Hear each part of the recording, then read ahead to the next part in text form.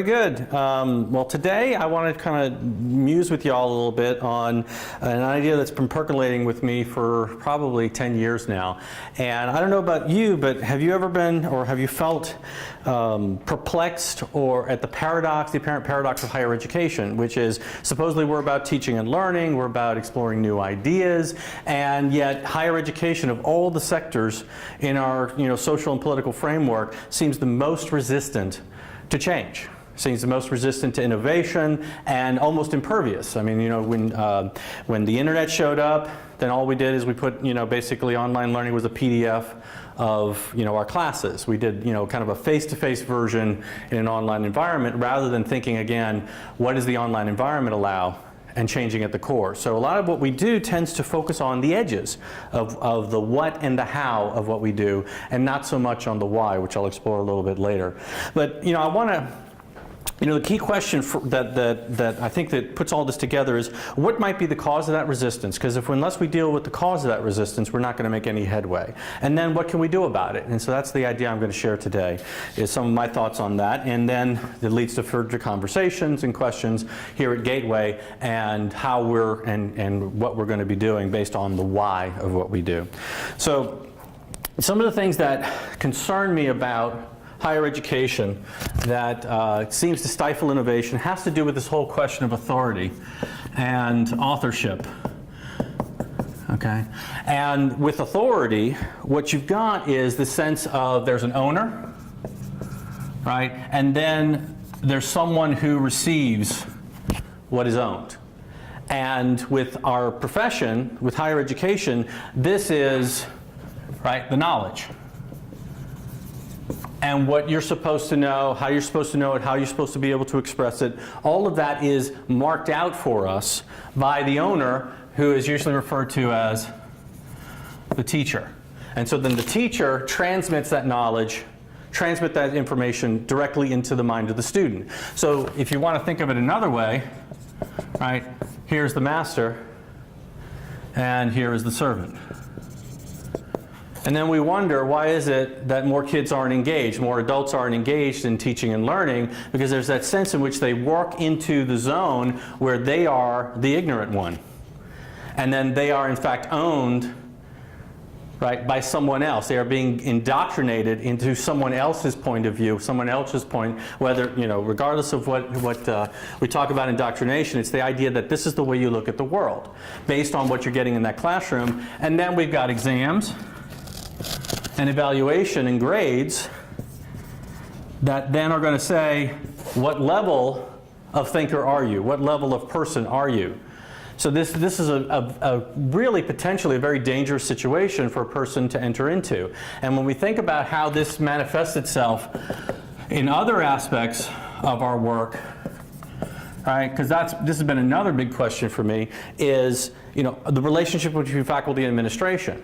And the whole concept of shared governance. So shared governance is necessary if we're going to have true innovation at the core of what we do rather than just working on the edges. So if we have faculty thinking that they're the master and then administrators thinking they're the master, then who's going to be in the submissive role? And no one wants to be in the submissive role. And that creates all kinds of problems, not because of the ideas, not because of the potential benefit for it, but because underneath it all is this sense of authority and control.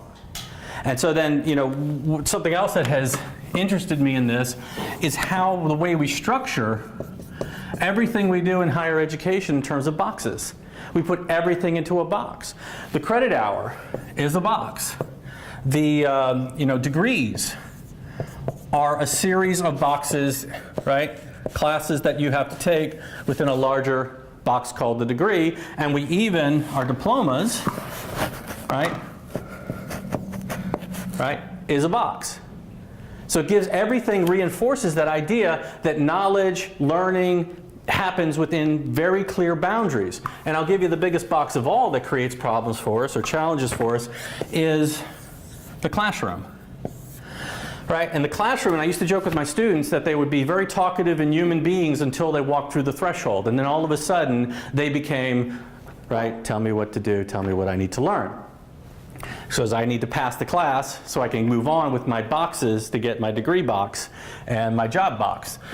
And everything about, and the irony is not lost on me that in fact I'm doing this again, but hopefully we're opening up questions more than providing answers or giving you fixed knowledge, is that there is in the room, the classroom is very much built like a factory, because it was trained.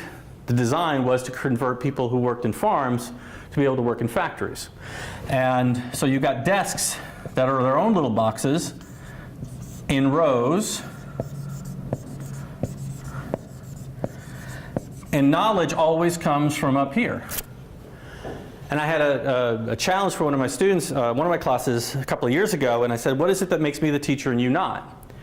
I'm standing and I hold this. That's the only thing that makes us different. And so because of that, it brings in all of this, the authority, and instead of having a conversation, instead of questioning things together, instead of developing ideas coming from inside of me as a student, I am simply trying to capture the information that's coming from the first row, the second row, and we all know by the back row there's no knowledge at all, right? It just disappears. So these are the boxes that play with us, and it seems to me then that leads to this other concept that's been explored by some other folks, particularly Ken Robinson, is this idea that knowledge is about an assembly of knowledge, of data points. That what we do is we go through one class, then another class, then another class, and another class, and after we put together enough classes and semesters and credit hours, suddenly a miracle occurs. And then we've got a person who has the ability and the intelligence to do stuff. And that seems to me is a real issue, because even with this notion of guided pathways that's developing now, it's still in a box. We're still saying you have an assemblage, and we're very careful with command and control to make sure that we reach learning outcomes and our degree plans accomplish what they're supposed to accomplish. But what they've also accomplished is a sleeping person that started the process is still a sleeping person at the end of the process, because they never brought themselves into the process. And so here at Gateway, we're working away from the idea of the what and the how is the first thing to do, because in higher education, we were notorious for doing that. We go into the what and the how, rather than taking a step back and saying, okay, why do we exist in the first place? When was the last time that we actually asked that question? Why does Gateway exist? Why do community colleges exist? And we say, well, it's about access, or it's about this or that. But that doesn't give energy to what we do. And it's not the what and the how that gives us energy to what we do. So at Gateway, what we've been having the conversation around is the difference that makes us unique and special is the fact that we're focused on talent. And that talent is not something which is created by a curriculum that a person experiences, but is in fact something which is brought out of a person so they can have their recognition of talent. The way that we currently do at higher education, and education in general, is it's all these external forces on the individual. What we're saying here is that there is something core to the person that pushes out, and that is what we want to be able to cultivate. Because a person that's convinced of his or her own talent is going to do everything necessary to bring that talent to life. And then our job is then, with the what and the how, cultivating that talent, honing that talent, helping that person feel more confident in that talent, and then how does this relate to work? Notice I did not say job. Because if all a person does through our processes, through our what in our house, is get to a job, we have failed them. Because that job is going to disappear. That is an absolute certainty. It's going to be either replaced by artificial intelligence, it's going to be replaced by offshoring, or maybe they just want to change their job. And if any of those things change under the current model, they are lost again, and they have to go and get retrained. What we're talking about is focusing on what is this talent in a person that, regardless of how they express it, they always have a confidence in that it is in them. And then it goes with them to their work. And the work has to be, and I know some people get freaky on me with this one, I think I'm being hippy-dippy, but if work is not meaningful, then it leads to all the problems that we're seeing today. Heroin overdose, okay, at least in some part, if not in large part, is due to the drudge factor of work.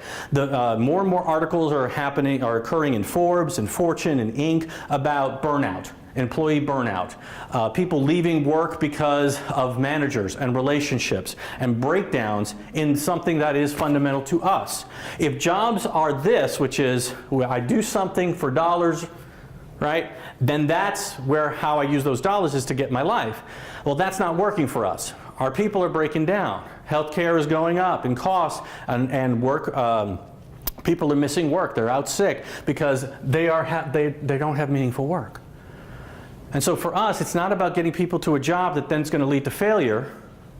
It's to get them connected to their talents so that then they are willing to look at the work that we've already landscaped for them to say, okay, what if you have a certain kind of lifestyle, certain kind of salary, then, you know, within the area that we live, what are the meaningful professions that you can get to that give a dignity wage, that can provide a dignity wage which also allows you to be more meaningful.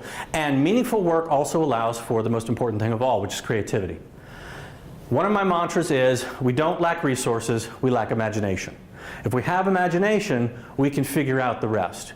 And so our process here at Gateway is really about tapping into the idea of, and the power and the energy of imagination and helping people explore that. So our why plus our values come together in strategy. And you know, I've developed, and you're going to get a slide here in the presentation in a minute, on some broad areas and categories of something I developed called an innovation kit for higher education. And you'll notice that in the more fleshed out version, which we'll also share, that they're about questions.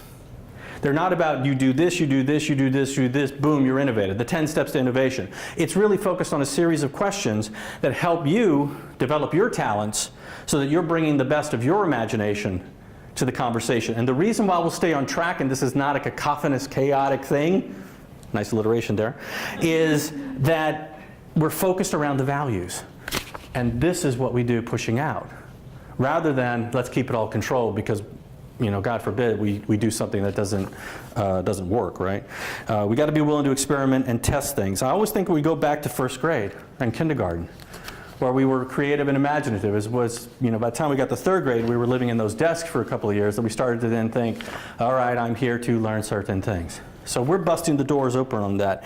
It seems like a deceptively simple change, but instead of changing the edges, instead of changing the mechanisms and the vehicles for learning, we get down to the heart of the DNA.